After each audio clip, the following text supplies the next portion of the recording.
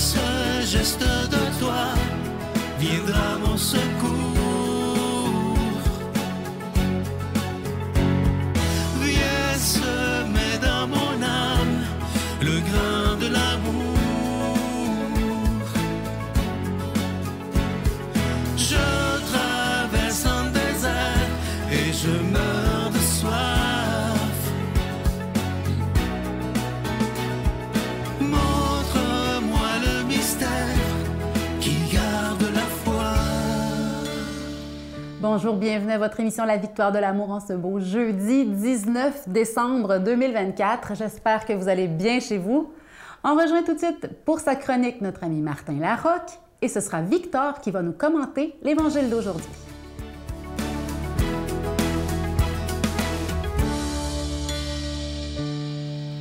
Bonjour les victorieux, les victorieuses et tous ceux qui doutent encore, j'espère que vous allez bien. Hey, avec les fêtes qui s'en viennent, là, c'est là. Avec les rencontres familiales qui s'en viennent, il est bon de se rappeler, disons, une petite règle de vie. OK? Parce que on veut tous avoir du plaisir, je le sais. On veut tous passer un bon moment, je le sais. Ça pèse beaucoup pour certains, parce qu'on va peut-être aller voir des gens qu'on ne fréquenterait pas nécessairement tous les jours, puis qu'il va y avoir des rencontres de groupe, puis il va y avoir des mélanges d'idées, puis bon. Hein? Et la Bible, je pense que c'est la Bible qui dit « Celui qui retient ses lèvres est un homme prudent ». Vous aurez compris que le silence est d'or. Pourquoi je vais parler du silence? Ou plus directement, disons-le entre nous, te manquer une bonne chance de te taire. OK? Il faut absolument avoir un comportement, parce que là, on est dans une période, une époque, où on nous laisse l'impression qu'il faut s'exprimer sur tout, qu'il faut avoir une opinion sur tout, qu'il faut tout dire ce qu'on pense, puis qu'il faut... Puis c'est pas vrai. Il faut se rappeler le pouvoir du silence. Le silence est fort. Tu sais, on a souvent parlé des 3 passoires de Socrate quand tu as quelque chose à dire. Demande-toi si c'est vrai, si c'est utile, puis si ça va faire mal à quelqu'un. OK? Il faut analyser ses paroles. Donc, j'ai appelé ça une petite liste que j'ai faite de tais-toi ou mets-toi un petit sandwich pas de croûte dans la bouche. OK? Ça, c'est pour pas parler. Ça va aller bien après ça.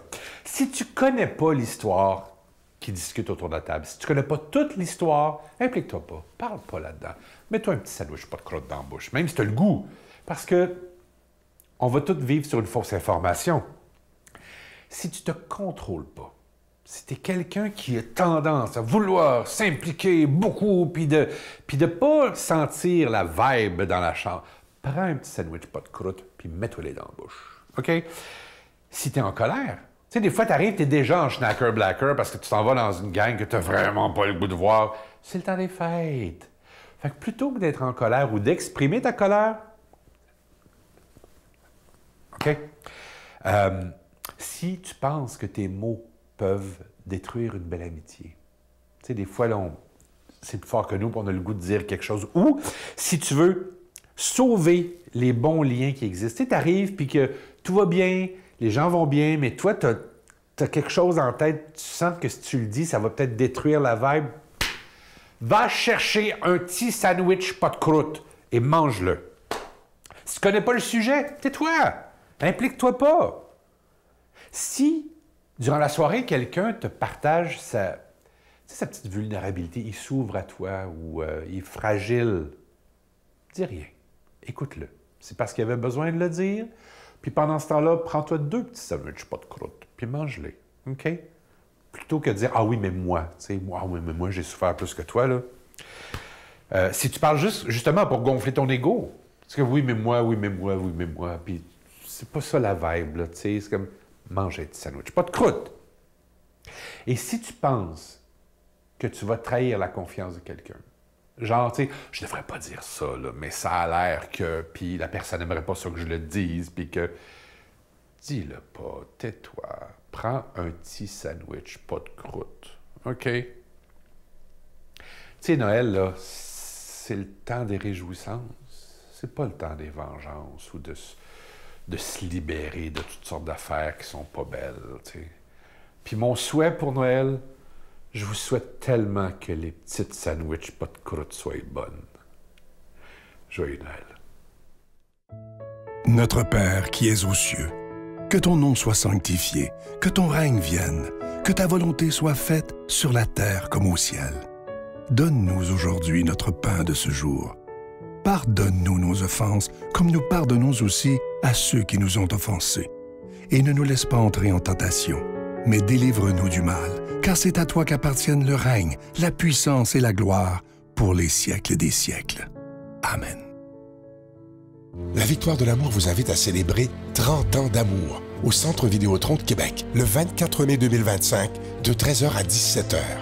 Avec Mélissa Bédard, Patrick Normand, Nathalie Laure, Guylaine Tanguay et la présence exceptionnelle de Michel Thor. Témoignages et conférences avec Sœur Angèle, Dominique Bertrand, David Bernard, Christine Michaud, Martin Larocque, Claire Jacques, Victor et l'équipe de la Victoire de l'amour. Billets en vente maintenant sur lavictoiredelamour.org. Je suis tellement heureux, encore une fois, de vous parler de ces magnifiques cadeaux. Je vous en parle depuis le Téléthon. C'est une belle façon de faire des beaux cadeaux aux gens qu'on aime. C'est des cadeaux qui ont du sens, mais en même temps, vous aidez la Victoire de l'amour à pouvoir continuer sa mission. Alors, je vous rappelle cette belle carte de Marie. Elle est absolument magnifique, en acier inoxydable. C'est le même principe que la belle carte de Jésus que vous avez tellement aimée, que vous voyez maintenant également. Ces deux cartes, elles sont déjà bénies. Je vous rappelle aussi le très, très beau bracelet en pierre volcanique blanche orné d'une petite croix en acier inoxydable et le cadeau du mois de décembre qui est le pendentif de la croix de l'Espérance et c'est orné de petits zircons, vous le voyez à l'écran, et ça inclut la chaîne. Tous ces objets sont déjà bénis. Merci de tout cœur de ce que vous faites pour la Victoire de l'amour. Merci de votre offrande spéciale de Noël parce que sans vous, on ne pourra pas y arriver, mais avec vous, on peut faire des miracles et annoncer l'amour, la paix, la joie et l'espérance. Voici comment vous procurer ces objets. Par la poste à la Victoire de l'amour, casier postal 120, succursale Boucherville à Boucherville, le J4B 5E6, ou par téléphone, par carte de crédit, du lundi au jeudi, de 8h à 17h, au 514-523-4433, ou à notre numéro sans frais, le 1-888-811-9291. Également sur notre site Internet, le www.lavictoiredelamour.org.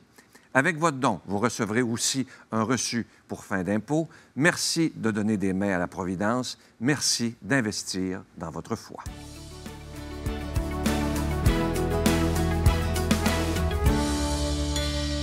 Mon Dieu, donnez-moi la sérénité d'accepter les choses que je ne peux changer, le courage de changer les choses que je peux et la sagesse d'en connaître la différence. Amen.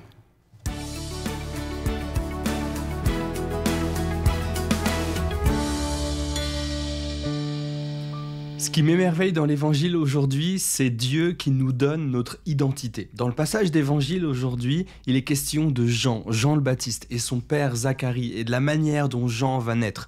Dieu, ici, choisit le nom de Jean. En fait, selon la tradition juive de l'époque, Jean aurait dû s'appeler Zacharie, le même nom que son père en fait. Mais Dieu change ce nom et il l'appelle Jean. Et Jean, en hébreu, ça veut dire « Dieu fait grâce ». Dieu donne à cet enfant-là un prénom particulier. Dieu fait grâce, il fait grâce. Il dit que cet enfant-là, en grandissant, aura l'esprit et la puissance d'Élie pour accomplir la prophétie. Et la prophétie en particulier dont il est question, c'est que le Messie serait précédé par Élie. Dans l'Ancien Testament, il y avait des prophètes et l'un d'eux disait que le Messie, le Sauveur, celui que Dieu allait envoyer, serait précédé par le prophète Élie. Et plus tard, on le verra, Jean-Baptiste, c'est en fait le dernier prophète avant Jésus qui annonce Jésus. Et Jean le Baptiste, du coup, remplira cette tâche de dernier prophète, de précédant le Messie. Il la remplira parfaitement parce qu'il annoncera Jésus et il amènera beaucoup de gens à lui. Mais ce qui est important ici, c'est que Dieu donne son nom à Jean. Et le nom, c'est l'identité, on l'a vu. Quand on se présente nous-mêmes, quand on parle à quelqu'un ou quand on pense à quelqu'un, quelle est la première chose qui nous vient en tête? Quand on se présente, on dit notre nom. Quand on pense à quelqu'un, on pense à son nom.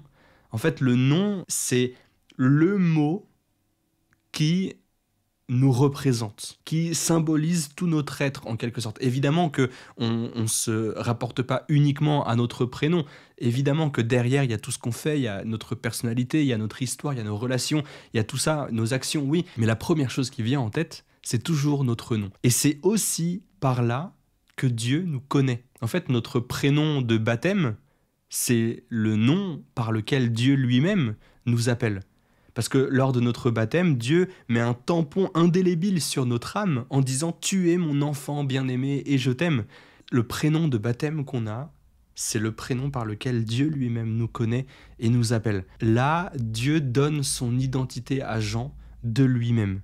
Dieu l'aime, Jean, et lui donne cette mission d'être Jean le Baptiste avant même sa naissance, en fait. Au moment où il s'adresse à ses parents et à Zacharie en particulier pour lui dire son nom sera Jean, Dieu lui prépare déjà une mission. Et si nous, on a un nom aussi par lequel Dieu nous connaît, ça veut dire que Dieu a préparé pour nous une mission. Et que si on ne la fait pas, si on ne la suit pas, il y aura comme un manque.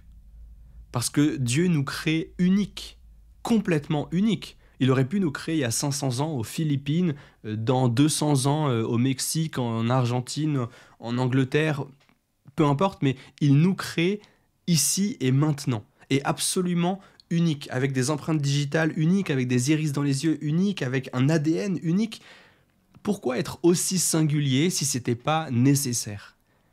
Dieu nous crée unique ici et maintenant pour une mission particulière, quelque chose que seuls nous pouvons faire. Et si on ne le fait pas, il y aura comme un vide, un trou pour l'éternité. Ça ne sera jamais fait.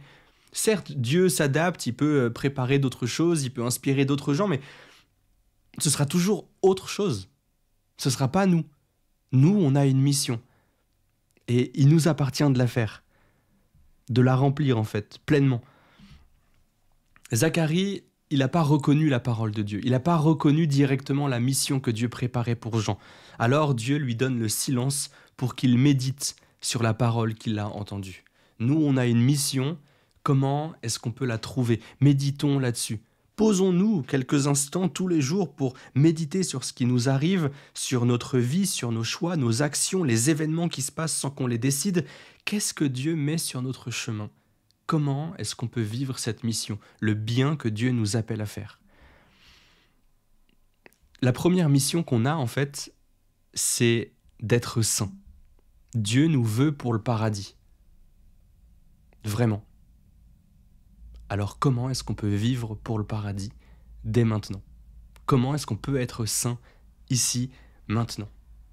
Parce que si on ne le fait pas, ça manquera. Alors soyons saints. Au nom du Père et du Fils et du Saint-Esprit. Amen.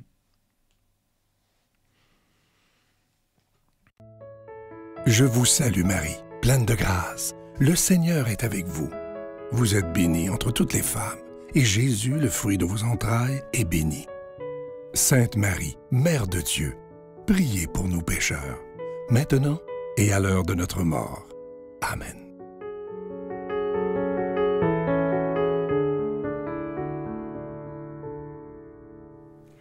Mes chers amis, nos vies sont un peu comme les océans. Parfois, en surface, il y a des tempêtes, des ouragans, des grandes vagues, des grands vents.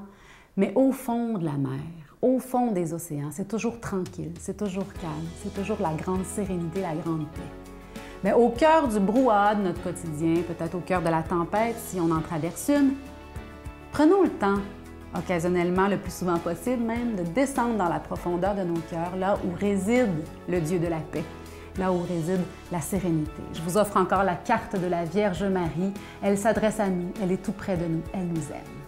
L'amour, c'est pas se battre, c'est pas argumenter, c'est pas être accueilli. L'amour, c'est être accueilli, célébrer, écouter. Ça, c'est de l'amour.